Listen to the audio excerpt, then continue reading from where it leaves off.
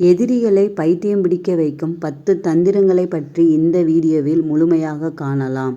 விவேகானந்தர் சொல்கிறார், ஒரு சிங்கம் குரைக்கும் நாய்க்கு பதில் சொல்லாது, அது பார்வையாலேயே காட்டை ஆட்டி வைக்கும். அதுபோல நாம் பார்க்கும் பார்வையிலே எதிரிகளுக்கு பைத்தியம் பிடிக்க வைக்கலாமா? வீடியோவில் சொல்லும் அனைத்து தந்திரங்களையும் முழுமையாக கேட்டுவிட்டு வாழ்க்கையில் பயன்படுத்த வேண்டும். ஏதாவது ஒன்றை தவறிவிட்டால் வாழ்க்கையில் பிரச்சனை ஏற்படும். தந்திரங்கள் 1.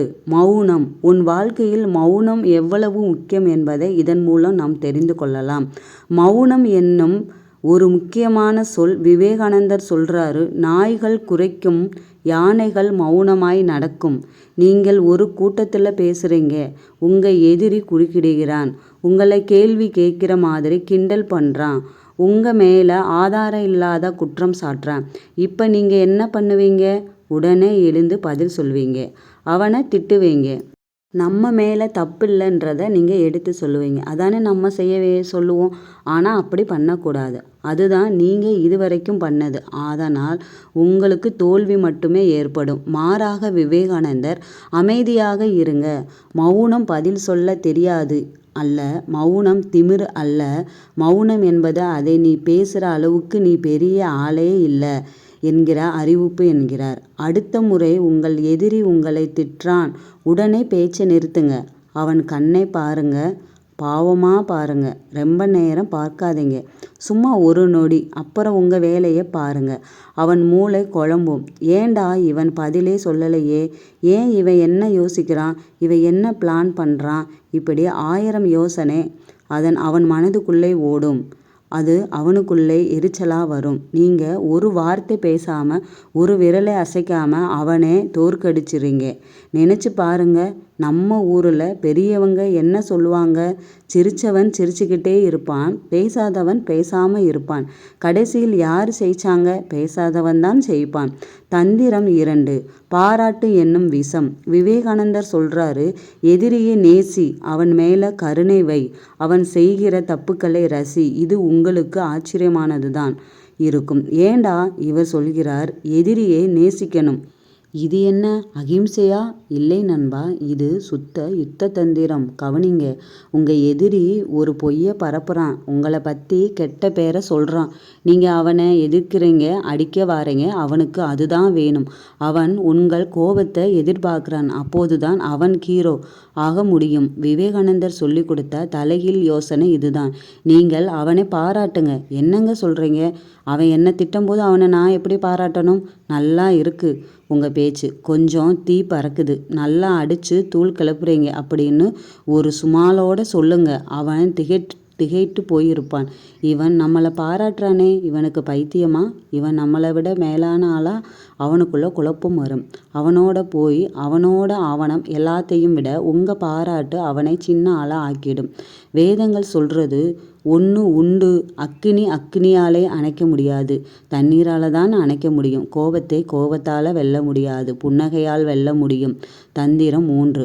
அலட்சியம் என்னும் வேதனை. விவேகானந்தரின் மிகப்பெரிய ஆயுதம் இது. அவர் சொல்றாரு, ஒரு மனிதனுக்கு கொடுக்கக்கூடிய மிகப்பெரிய தண்டனை அவனை கண்டு காணாமல் போயிருப்பது தான். சிந்திங்க. உங்கள் எதிரி உங்களை திட்டுறான், உங்கள் பதில் சொல்ல முடியாது, மாறாக பாராட்டுறீங்க. ஆனால் இன்னும் ஒரு படி மேலே போகணும். அவன் உங்கள் முன்னாடி நிற்கும்போது அவன் இல்லாத மாதிரி நடந்துக்கோங்க. அவன் என்ன சொல்கிறான் காதில் வாங்காதீங்க மாதிரி இருங்க. அவன் என்ன கேட்குறான் கேட்காத மாதிரி இருங்க. அவன் என்ன பேசுகிறான், உங்கள் கண்கள் அவனை தாண்டி வேற எங்கேயோ பார்க்கட்டும். இது கொடுமையான தந்திரம். ஏன்னா மனிதனோட ஈகோ தாங்காது. புறக்கணிப்பது என்பது சாவை விட கொடுமையானது. நீங்கள் அவனை பார்த்தும் பார்க்காத மாதிரியும், அவன் பேசுவதை கேட்டும் கேட்காத மாதிரியும் இருக்கும்போது அவன் உள்ளே நெருப்பு கொழுந்துவிட்டு எரியும். ஆனால் ஒரு நிமிஷம், இது திமிரு தெரியுமா? இல்லை, இது தன்னம்பிக்கை. நீ இருக்கிறதெல்லாம் எனக்கு ஒரு வித்தியாசமும் இல்லை என்கிற அறிவிப்பு இது. அவன் அழிவின் ஆரம்பம் இங்குதான். தந்திரம் 4. நேரம் என்னும் காத்திருப்பு. விவேகானந்தர் சில சமயம் மணிக்கணக்கில் மௌனமாய் இருப்பாராம். சீடர்கள் பயந்து போய் விடுவார்களாம். ஏன்னா அந்த மௌனத்துக்குள்ளே 1000 சிம்ம கர்ச்சனை இருக்கும். நமக்கு என்ன பிரச்சனை? திட்டின உடனே பதில் சொல்லணும், அவமானப்பட்ட உடனே நிரூபிக்கணும், இப்ப இந்த நிமிஷமே முடிச்சிடணும். இந்த அவசரம்தான் நம்ம தோற்கடிக்கும். விவேகானந்தர் சொல்றாரு, சரியான நேரம் வரட்டும், அதுவரை உன் உள்ளே அந்த பிரச்சனை இருக்கட்டும். நீங்க உங்க எதிரி இன்றே வெல்ல வேண்டாம், இந்த மாதம் வெல்ல வேண்டாம், இந்த வருடம் வெல்ல வேண்டாம், அவன்தானே விழணும். நீங்க வரும் பார்வையாளராக இருக்கட்டும். நியாயம் எப்போவும் தாமதமாகத்தான் வரும், ஆனா நிச்சயமா வரும். நீங்க அவனுக்கு பதில் சொல்ல வேண்டிய அவசியம் இல்லை. காலம் அவனுக்கு பதில் சொல்லும். நேரம் சரியா வரும். அப்ப பாருங்க, அவன் அறுவடை என்னாலும் தந்திரம் 5 தனிமை என்னும் வலிமை. விவேகானந்தருக்கு ஒரு விஷயம் நல்லாவே தெரியும். கூட்டம் சத்தம் போடும், வீரன் தனிமையில் தவம் செய்வார். உங்கள் எதிரி உங்களை பார்த்து கொண்டு இருக்கிறானா? உங்க நண்பர்களை உங்களுக்கே எதிராக திரும்புறானா? உங்க சொந்தக்காரங்களை உங்களை விட்டே போயிட்டாங்களா? நீங்க நினைக்கிறீங்க எனக்கு யாருமே இல்லைன்னு. இந்த நேரத்துல தான் விவேகானந்தர் சிரிப்பார். அவர் சொல்வார், கடவுள் யாருக்கும் சிறப்பான வேலை கொடுக்கிறாரோ அவங்கள முதல்ல தனிமைப்படுத்துவார். யோசிச்சு பாருங்க, புத்தர் தனியாதான் இருந்தார், நானும் தனியாதான் இருந்தேன். தனிமை என்பது சாபம் அல்ல, அது வரம். அங்கதான் உங்க மனசு ஆயுதம் எடுக்கும், அங்கதான் உங்க புத்தி கூர்மையாகும், அங்கதான் உங்களுக்குள்ள இருக்கிற சிங்கம் விழிக்கும். அவன் உங்களை தனிமைப்படுத்துகிறான். நீங்க அந்த தனிமையை உங்க கோட்டை ஆக்குங்க. உள்ளே யாரையும் விடாதீங்க. அந்த கோட்டைக்குள்ள இருந்து உங்க தந்திரங்களை வடிவமைங்க. அவன் வெளியே நிகழட்டும், மழையிலே நிகழட்டும், வெயிலிலே நிகழட்டும், கோட்டைக்குள்ளே ராஜா நீங்க தான். தந்திரம் 6. எதிரியின் ஆயுதத்தை உடைப்பது. விவேகானந்தர் ஒரு நாள் சிகாகோ வரை பேசி கொண்டிருந்தார். அவருக்கு முன்னாடி பேசினவங்க எல்லாம் பெரிய பெரிய பேராசிரியர்கள்.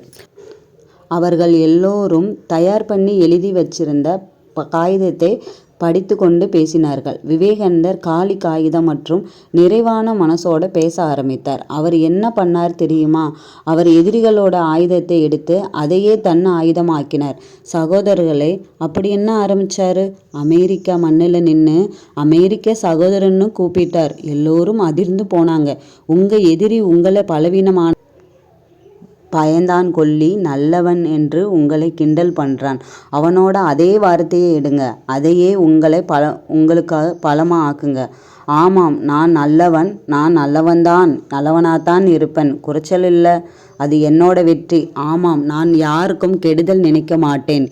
கெடுதல் நினைக்காத மனசு பலவீனம் இல்லை, அது மகாத்மாக்களின் ஆயுதம். இப்படி சொல்லும்போது அவனோட கிண்டல் சோர்ந்து போகும், அவன் வார்த்தைக்கு வலி இருக்காது. நீங்க அவனோட விஷயத்தையே மறந்துட்டீங்க. தந்திரம் 7. வளர்ச்சி என்னும் பழி வாங்குதல். விவேகானந்தர் சொல்லுகிறார், எதிரியே நீ பதில் சொல்ல வேண்டிய அவசியம் இல்லை, உன் வெற்றியே அவனுக்கு பதில். யோசிங்க, உங்க எதிரி உங்களை தாழ்த்து பேசுறான், உங்க வேலையை கேவலமா சொல்றான், உங்க வருமானத்தை கிண்டல் பண்றான், உங்க குடும்பத்தை விமர்சிக்கிறான். இப்ப நீங்க அவங்கிட்ட போய் இல்ல நான் பெரிய ஆளுதான் அப்படின்னு சொல்லுவீங்களா? அதுதான் அவன் வெற்றி. நீங்க மௌனமாக இருங்க, உங்க வேலையை பாருங்க, புதுசாக கற்றுக்கோங்க, உங்கள் சம்பளத்தை உயர்த்துங்க, உங்கள் பிஸ்னஸை பெருசாக்குங்க, உடல் ஆரோக்கியமாக வச்சுக்கோங்க, நல்ல ட்ரெஸ் பண்ணுங்க, சந்தோஷமாக இருங்க. 1 வருஷம் கழித்து அவன் உங்களை பார்க்கும்போது நீங்கள் எங்கே இருக்கீங்க, அவன் எங்கே இருக்கான், அதுதான் உண்மையான பதில், அதுதான் இறுதி தீர்ப்பு. விவேகானந்தர் சிகாகோவுக்கு போனப்ப அவரை யாரும் மதிக்கலை. அவர் பிச்சை எடுத்துட்டு போனாருன்னு நினச்சாங்க. ஆனால் அவர் பேசி முடிச்ச அப்புறம் அதே மேடையில் அவர் காலில் விழுந்து கும்பிட்டாங்க. அவர் வாயால் பதில் சொல்லல, அவர் யானம் பேசியது. தந்திரம் 8 எதிரியின் பலம் கண்டறிதல். விவேகானந்தருக்கு ஒரு தெளிவு இருந்துச்சு. ஒவ்வொரு மனசுக்குள்ளேயும் ஒரு பலம் இருக்கும், ஒரு பலவீனமும் இருக்கும். யுத்தம் என்பது அவனோட பலத்தை வெல்வதே இல்லை, அவனோட பலவீனத்தை கண்டுபிடிப்பது. உங்க எதிரியை பெருமைப்படுத்துவதல்ல, அவனோடு பேச பேச எல்லாம் அவனோட இல்லை அவனோட கனெக்ஷனா, இல்லை அவனோட தோற்றமா, அதை கண்டுபிடிங்க. அவன் பேச்சில் பெருமைப்பட்டா அவன் பேசும்போது நீங்கள் கொட்டாவி விடுங்க. இல்லை மொபைல் பாருங்க. அவன் நிறுத்தும் வரை காத்திருந்து சரி வேற என்ன அப்படின்னு கேளுங்க. அவன் பணத்தில் பெருமைப்பட்டா நீங்கள் பணத்தை பெரிதாக நினைக்காத மாதிரி இருங்க. பணம் வரும் போகும், ஆன்மா நிரந்தரம் அப்படின்னு சொல்லுங்க. அவன் கனெக்ஷனில் பெருமைப்பட்டா நீங்கள் அதையும் சாதாரணமாக எடுங்க. ஓ அப்படியா, சந்தோஷம் அப்படின்னு சொல்லிட்டு மாற்றி பேசுங்க.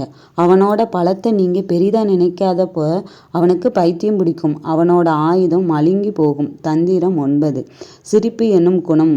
விவேகானந்தர் சிரிப்பார், ரொம்ப சந்தோஷமாக சிரிப்பார், கஷ்டத்திலையும் சிரிப்பார், அவமானத்திலையும் சிரிப்பார். ஏன் தெரியுமா? சிரிப்பு அவரை உயர்த்தி வச்சது. எந்த சூழ்நிலையிலுக்கும் அவர் மேலே நின்னார். உங்கள் எதிரி உங்களை கேவலமாக பேசுகிறான், நீங்கள் என்ன பண்ணுவீங்க? முகத்தை சுருக்குவீங்க, புருவத்தை உயர்த்துவீங்க, கோவப்படுவீங்க.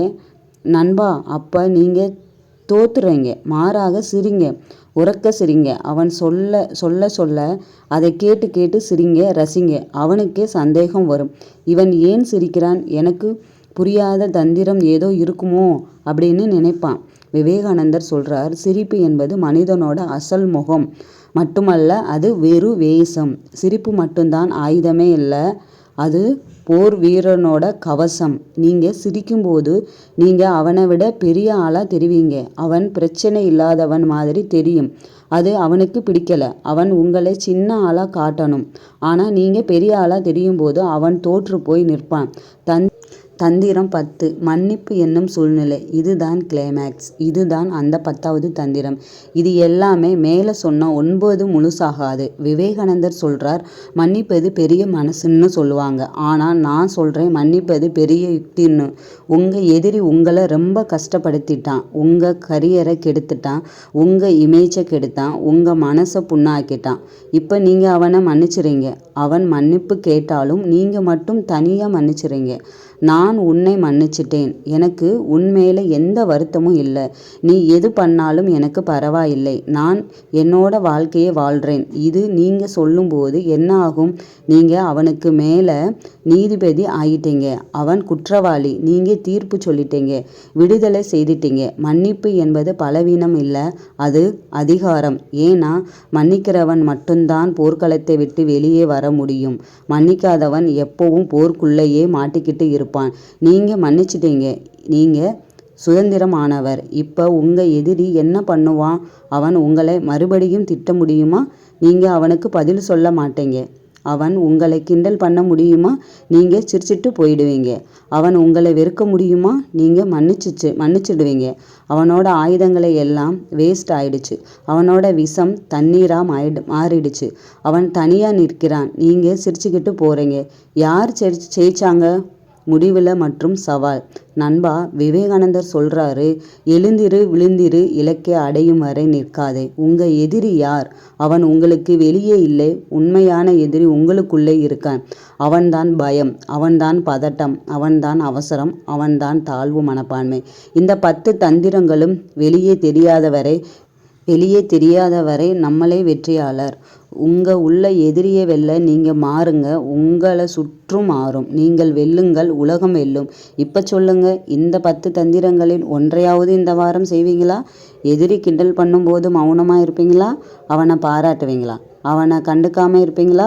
சிரிப்பீங்களா? மன்னிப்பீங்களா? யாருக்கெல்லாம் இனி எதிரியை எல்லோரும் குருவோ அப்படின்னு மனசு மாறுதோ, யாருக்கெல்லாம் விவேகானந்தரோட 10 ஆயுதங்களும் கையில் கிடைச்சிச்சோ அவர்கள் வாழ்க்கையின் வெற்றியாளர்களாக மாறப்போய்